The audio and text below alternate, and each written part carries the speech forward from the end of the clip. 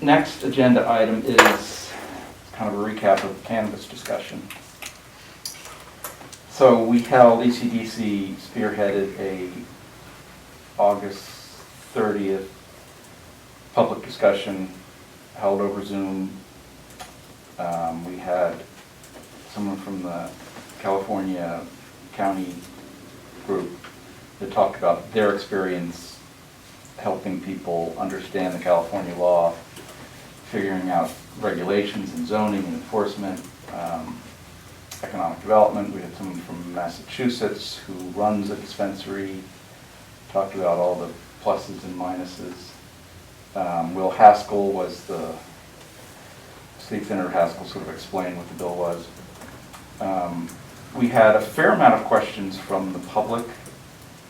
The 3 members of the Board of Selectmen were on the meeting, invited to talk, and declined, didn't say anything, didn't decline, just didn't talk. It was 4. 4?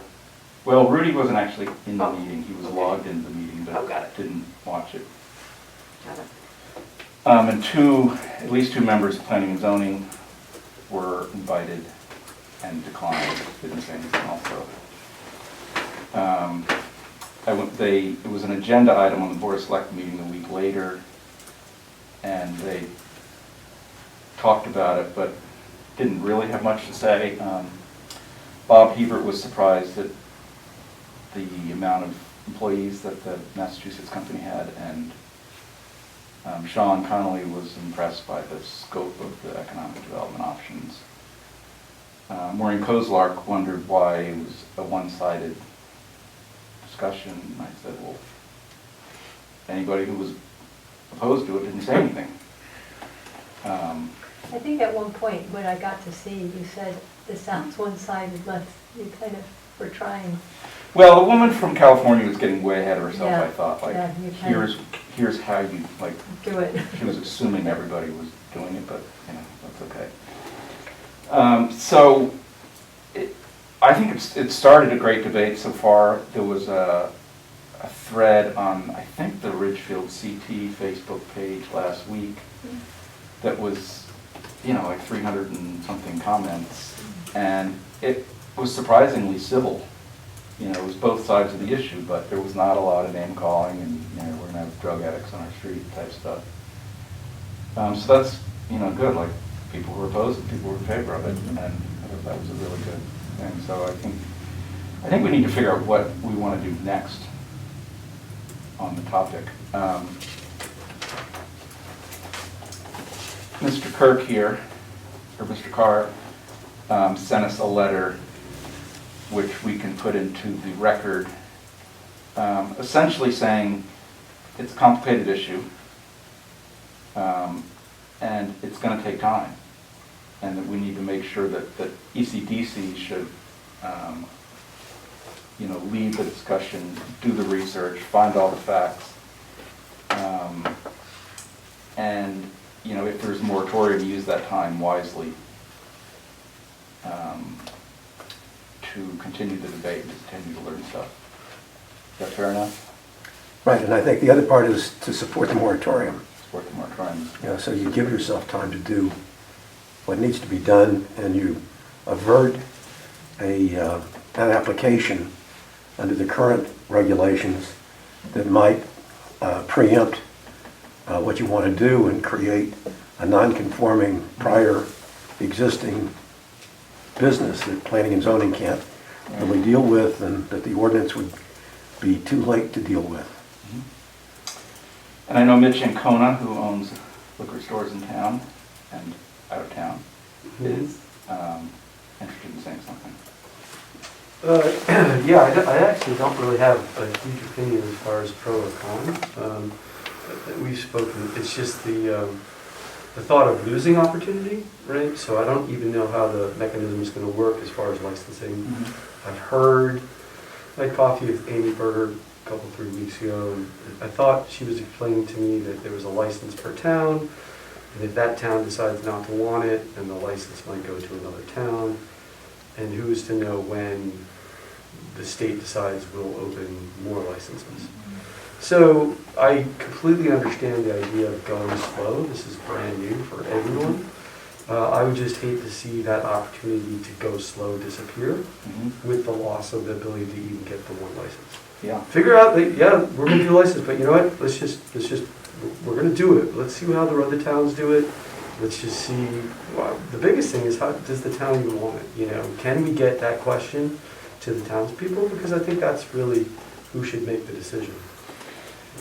Yeah, I mean, that's a very good point, because if we lose the opportunity, then the whole debate is, Yeah, there's no reason to go into all the logistics of, and so if we can make sure that we hold on to the opportunity to have one, then we can say yes or no, and then move ahead with that.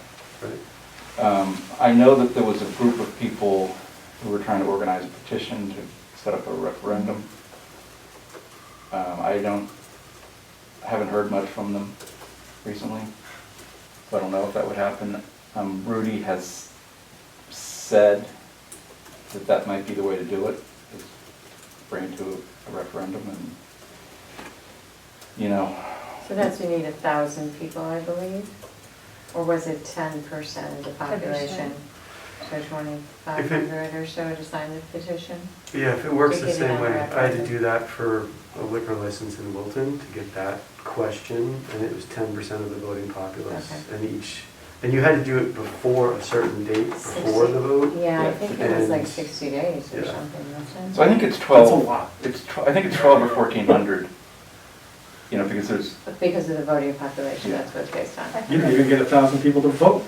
Yeah, when did the election? Yeah, for the off-cycle Yeah. elections. For 25,000, but not 25,000 voters.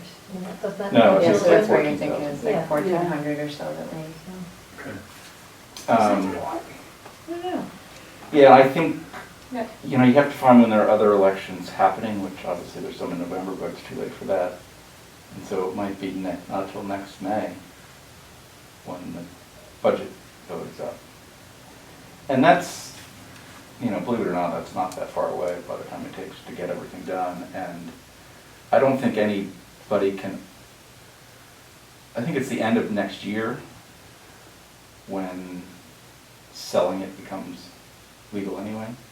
Well, you can't sell it now, you can only have it. Yeah. Mhm. So I think that's something to keep the discussion up and just make sure that nobody makes a decision before the conversation keeps happening.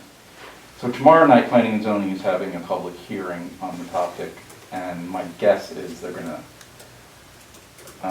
recommend a 6-month or 12-month moratorium. I don't know whether that's a live meeting or a Zoom meeting. Does anybody know? It's a Zoom meeting. Is it? I think there's potentially kind of a false sense of kind of not in my town that's going to happen. Because I remember reading the initial kind of report that you'll be able to do, if the town does not accept or follow through with a license and have retail in their town, it's still legal statewide and it can be delivered. Yeah. So Yeah. we'll just have delivery come to town. And so just say, for example, if it's Danbury, so there's not gonna be any lack of cannabis being available from a retail perspective in our town. And then the only thing that will be missing will be the 3% sales tax. Right. Right. That, you know, I don't dislike Danbury, but I would prefer to keep that in our I town think if it's that was interesting, gonna be like, generated. Yeah, I mean, Reading could easily approve and almost feels like it is Ridgefield. I Then. don't know if Reading has any stores. No. There's a very That's small off zone. of Route 7. That's true. That little- They actually have a little bit more, Oh, where the smoke shop is. That is actually Reading. I think so, isn't Yeah, it? they're Yeah, actually it's moving right. to a little smoke shop, because I Yeah. went to talk to those guys too. Oh. I try to do my research as best as possible. Yeah. Where, you mean like where the old country diner was? Yeah, Yeah. Grassy Plain. Yeah. Yep, yep. Actually, I know the guy that started that. Mhm. And it's weird, you go in there and you think you have this perception of who's going to be behind the counter. But one of the owners, this is going to be, his son plays D1, he plays at Delaware, at Long State, defenseman. So, and this guy is dressed in, like, bright-eyed business guy, came out of the cigar industry, went into this type of side of things, and And he's hopeful that Reading will approve, I mean, do you think that? well, the funny looking thing to is, he shift- doesn't want even to touch owning a dispensary right now. His mindset is, he would want to own one like 2 or 3 years down the road, which kind of makes sense. Let all the dust settle a little bit. And that sort of goes to the point of, like, it's not saying no completely. You can say yes, and then let's sort of wait and see what happens. There's no doubt, if there's a vote for a moratorium, that it has to have some type of asterisk to have a moratorium that it's alive.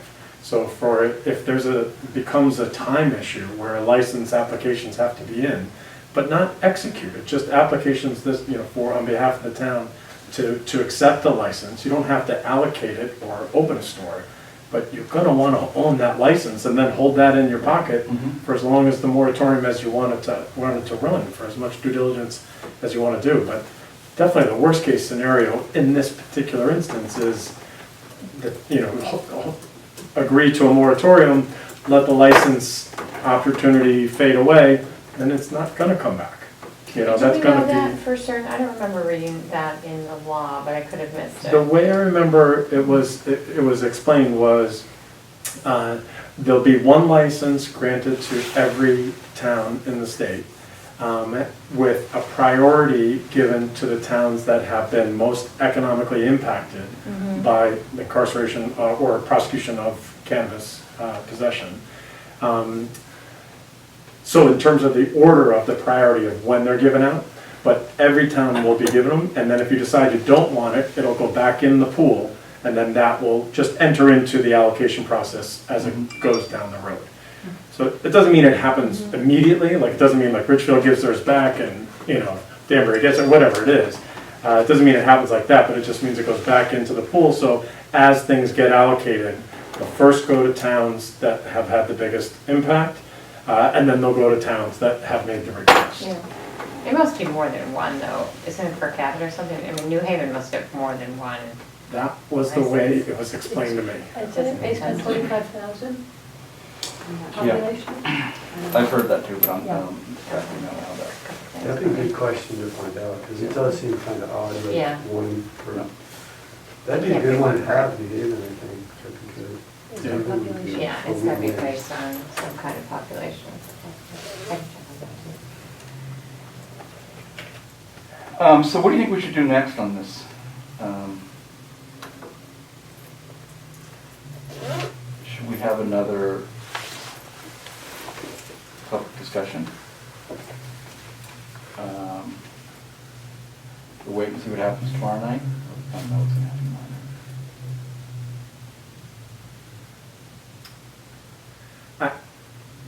night. That's what seems to be the only way is bring it to a referendum, bring it to a vote.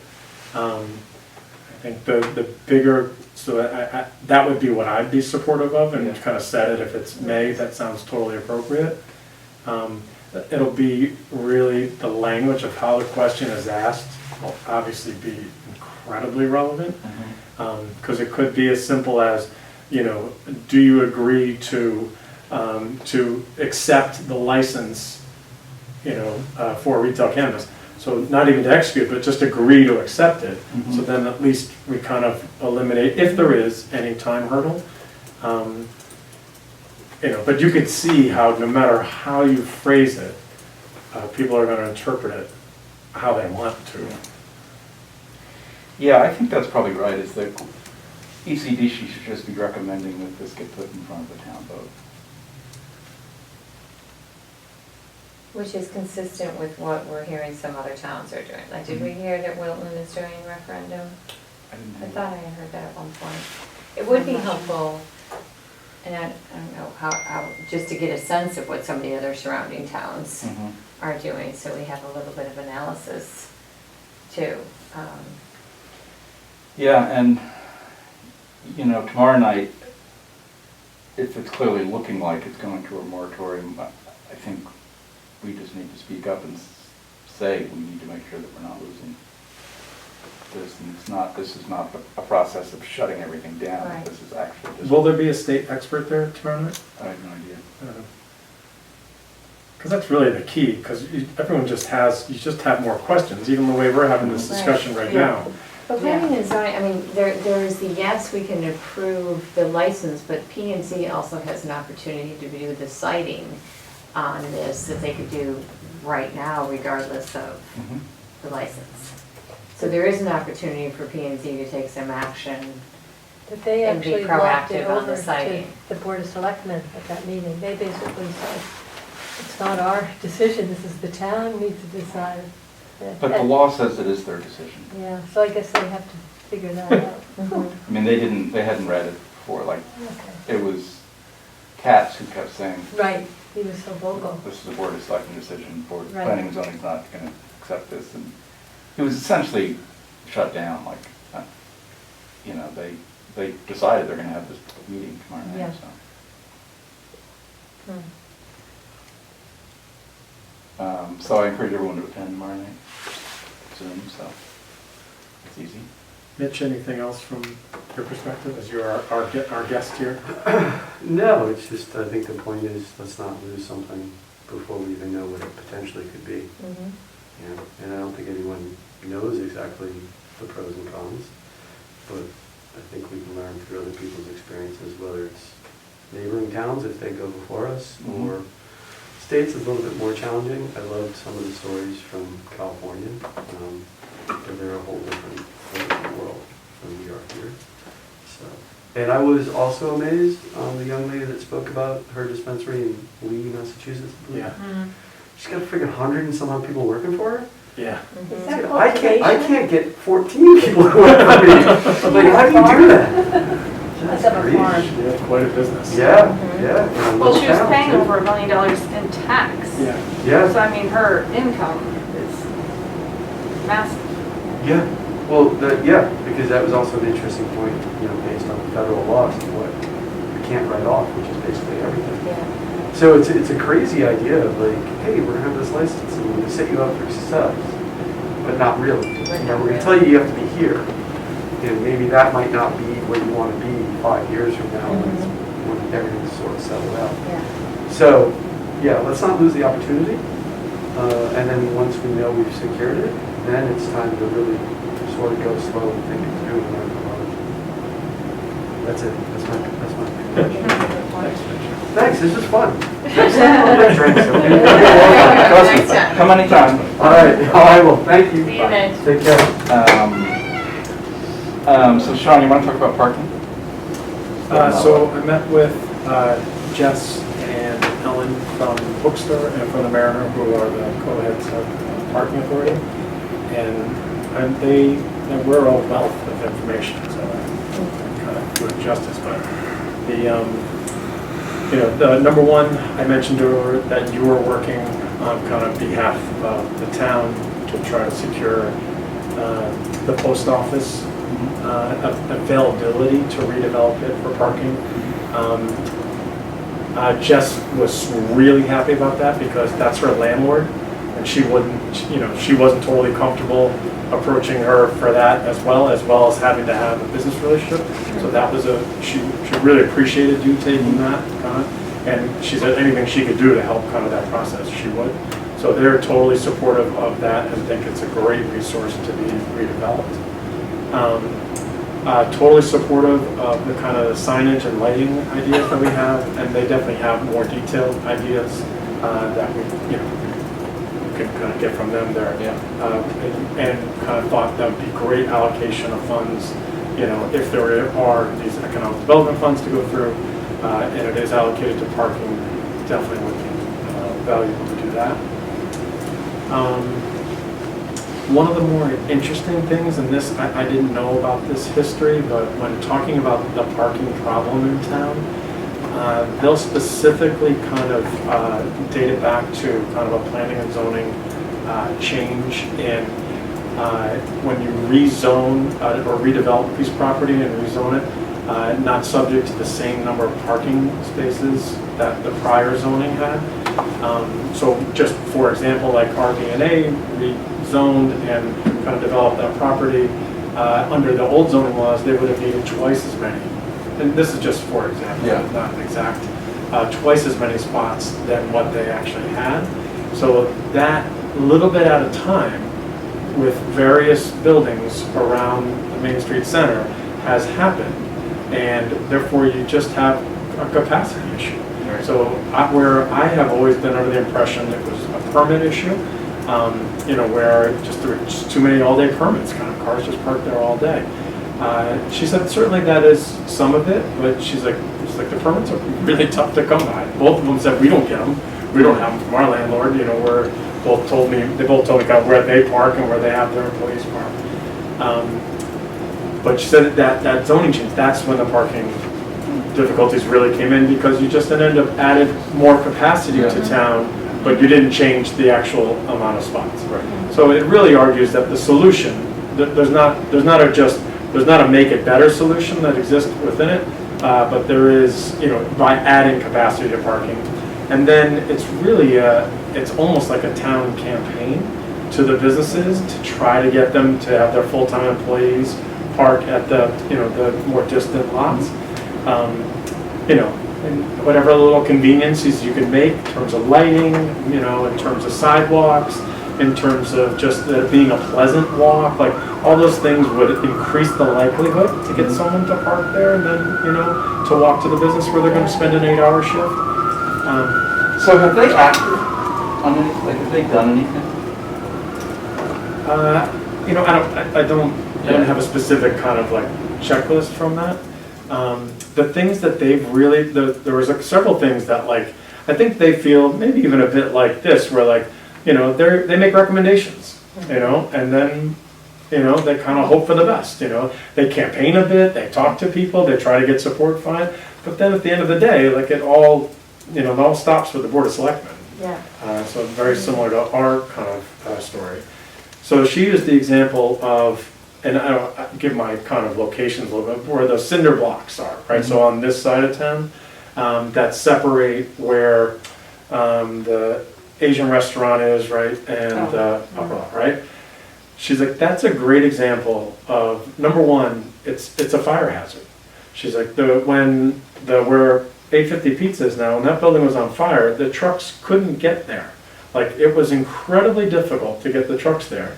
Where if they could have come up that way, they would have been able to get to the property literally twice as fast. But whoever that landlord is will not move those cinder blocks under any circumstances. She said with Rudy and with the selectmen, they approached that landlord, offered to pay for any changes, just whatever was needed to develop it, to make it safe and kind of passable. And they just wanted nothing to do with it. Just would not budge an inch. So the town, as the single biggest issue that exists, is the town doesn't actually own any of the parking. Mm-hmm. The parking is owned by the landlords in their commercial lots. Mm-hmm. And there's no two things the same. So, you can't say oh, this is all owned by Benenson Funding, this is all owned by Ørsted Biddle. Mm-hmm. It is an incredible collection of different property owners with the town sprinkled in for all of that parking. So there's definitely no one solution. Mm-hmm. That was very clear. But the things that are happening were a lot in the right place. Just with the Grove Street lot, the post office, it really seems like that could create an incredible relief on that side of the street. Yeah. Of the parking. So that really screamed as the top priority. And then I mentioned they had the idea of a public restroom, so if you were to say develop the post office lot, as part of that process, well, it would make perfect sense, okay, perfect spot for a public restroom as well. They agreed with the signage idea in terms of the town direction, so as you come into town by any one of the main kind of roads, so that there's immediate signage to get you to municipal parking. Mm-hmm. And even if it's, a little, and it gets you not just to park on Main Street or directly behind it, but it gets you to one of these more developed lots off the street, and then allows you to have a nice walk through some flower, beds and through well lit and what have you. So same idea. So completely supportive of trying to get that done as well. Yeah. So I offered, the net conclusion was, I offered to be the liaison between the two groups, right? Just to make sure that if we were supporting and getting behind an idea, that they were as well, so that just we have it even more, a stronger voice, when we, kind of choose what the priorities are, and present them to the town, to the Board of Selectmen. It does seem like with this, the federal stimulus money, this isn't arts, but I guess the way you phrased it earlier, where it could be considered arts because your ability to connect and provide parking, so someone can park and then walk to these places, could be very much considered that. But to try to allocate some money out of this federal dollars, or even just outright out of the budget money, Yeah. it really is some no-brainer kind of things that, that to develop it, just to improve the town overall, improve traffic flow, improve foot traffic, all those things that come together with, that part's not that complicated. Well, and in, 3 or 4, probably 5 years, the firehouse is gonna be vacated. That won't provide any spots, because there's Yeah. very little parking there, but that will provide another incredible, beautiful, architecturally beautiful building. Yeah. For sure. To come up with a creative idea that, can be a wow thing for the Yeah. town. Yeah. It'd be a beautiful restaurant just like in Westport.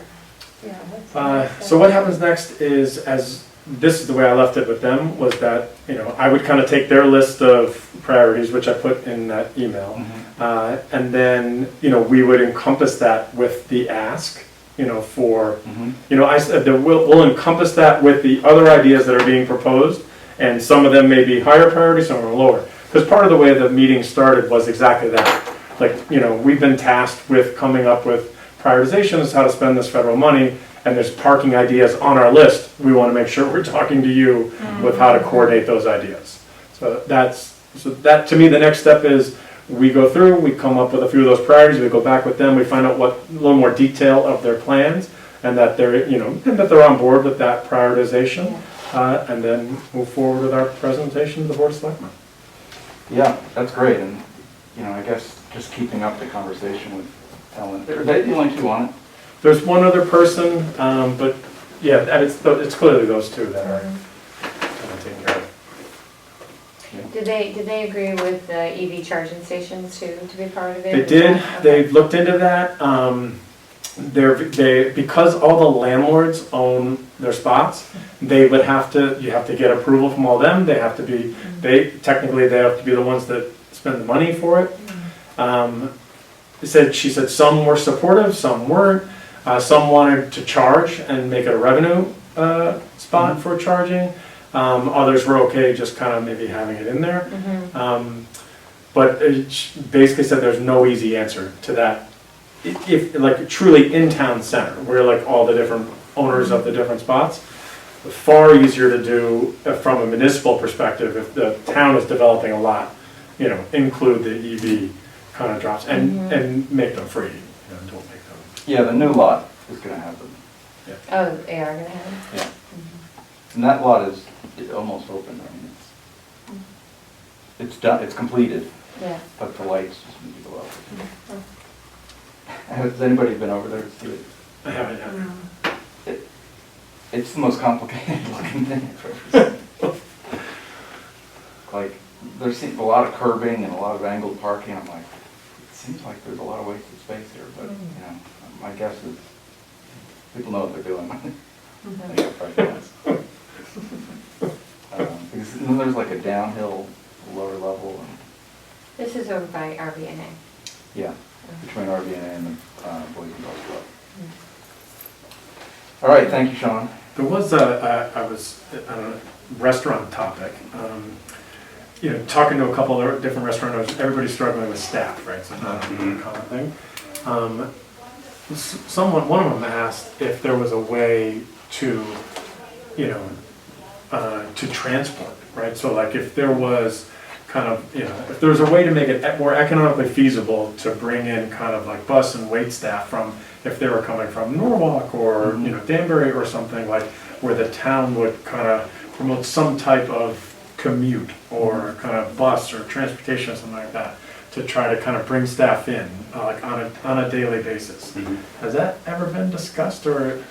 Well, there was something part of our economic committee of getting, Heart Bus to Yeah, go up and I down was Route gonna 7. say, hard, Because like people who work at the senior places, like Ridgefield Crossing, Yeah. Mhm. they have a hard time getting people there, so. I don't know, did then anything happen? It's a labor force issue, so Hart won't do a bus stop unless there's a crosswalk, signalized crosswalk on Route 7, and there is no signalized crosswalk at that intersection. So state DOT has to put that in. Rudy has made it's caught in state DOT red tape, basically. But this would probably be more downtown related. You would need to add another route to it, in essence, if you were able to kind of get that, so one Route 7 and then one that goes through town, It already maybe goes through. I goes mean, through town and then down Branchville. I mean, the restaurants could start a fund. I don't think they're against it, I think they don't really know what to do. And, I think, because, and each one, like, oh, I need 2 people, I need 5 people, and so they don't have the kind of the resources to say, oh, I know where and how to kind of, coordinate a bus for 10 people. I think it's a municipal thing, that needs to be provided. The private property owners do in White Plains. You have 2 rail lines. You have the New Haven line, which is, the closest stations like Rye and Portchester. And then you have White Plains, downtown White Plains. So there's that whole 287 corridor with a lot of office parks. And they have to get the labor force there. So the actual property owners, whether it's RPW or Onyx or whoever, they have shuttles, like little airport shuttles that basically just Yeah. do the route. And they run in circles all day. And maybe there are certain times of days where, maybe we do a deal with like for a student or something like that, and they pick up at the Branchville station, and then they run up Route 7 and then do the loop into the downtown. This sounds like a federal or state grant type of thing. Sure does. That could fund it, unemployment and, And while they're at it, they can put in electric vehicle chargers along Route 7 too. I can't see the town. Where do you start with something like that? Like where? Maybe our state rep. Yeah, Yeah. I'll give it a go. yeah. Maybe Amy Ferraro. Or even Hines. There might be a federal grant. And so, anybody make a motion that we adjourn the meeting? So moved. Glory, second, Krista. All in favor? Aye. 8:05. Nicely done.